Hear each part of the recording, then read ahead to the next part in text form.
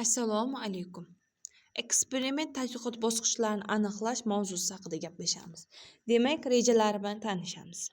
Birinchi reja eksperimentning mohiyati. 2. Eksperiment tadqiqotning asosiy bosqichlari. 3. Har bir bosqichning mazmuni. 4. Eksperiment natijalarini umumlashtirish va xulosa.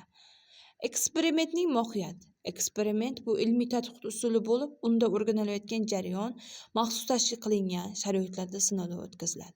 Tadqiqotchi mustaqil o'rganuvchi hisoblanadi. Eksperimentning asosiy vazifasi sabab natija munosabatlarini aniqlashdir. Eksperiment tadqiqotning asosiy bosqichlari. 1. Muammoni aniqlash. 2. Maqsad vazifani belgilash. 3. Gipoteza ishlab chiqish. 4. Tadqiqot rejasi, eksperiment dizayn tuzish. 5. Guruhlarni shakllantirish. 6. Eksperimentni o'tkazish. 7. Ma'lumotlarni yig'ish. 8. Natijalarni tahlil qilish. 9. Xulosa tavsiyalar berish. Muammoni aniqlash. Tadqiqotchi o'rganilayotgan muammoni aniq belgilaydi, uning dolzarbligini asoslaydi va ilgari o'tkazilgan tadqiqotlarni o'rganadi. Yaxshi aniqlangan muammoni eksperimentning samarali o'tishiga zamin yaratadi. Maqsad va vazifalarni belgilash. Eksperimentning asosiy maqsadini aniqlanadi. Maqsadga erishish uchun bajarish lozim bo'lgan ilmiy vazifalar belgilanadi.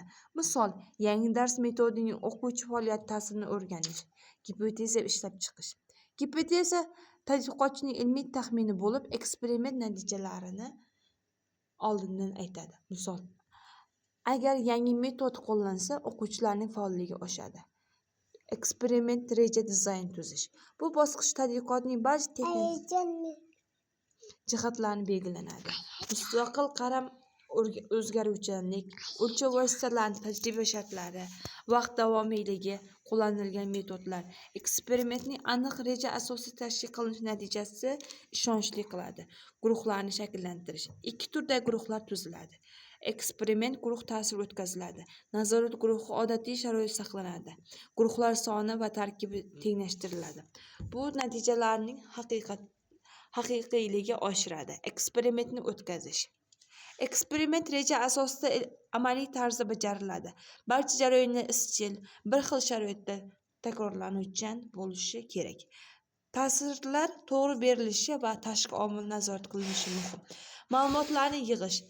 Natijalar quyidagi usullar orqali yig'ish mumkin. Testlar, kuzatishlar, intervyu so'rovnomalar, o'lchov asboblari orqali ko'rsatkichlar. Protokol jadvallar, ma'lumotlar to'g'ri, aniq tizimli bo'lishi kerak. Natijalarni tahlil qilish, yig'ilgan ma'lumotlar statistik sifati orqali o'rganiladi. Eksperiment nazorat guruhlarini ko'rsatkich solishtiriladi. Gipotezaning tasdiqlangan yoki rad etilgani aniqlanadi. Xulosa tavsiyalar berish. Tadqiqotdan olingan natija umumlashtiriladi. Aniqlangan qonuniyatlar amaliy ahamiyat ko'rsatiladi. Kelajakda qo'llash uchun tavsiyalar ishlab chiqiladi. Eksperiment natijalarini umumlashtirish. Eksperiment yakuniy bosqichda ilmiy xulosa tuziladi. Eksperimentning afzalliklari, cheklovlari va amaliy qo'llash imkoniyatlari tahlil qilinadi. Olingan natijalar asosiy yangi tadqiqot yo'nalishi taklif etiladi. E'tiboringiz uchun rahmat.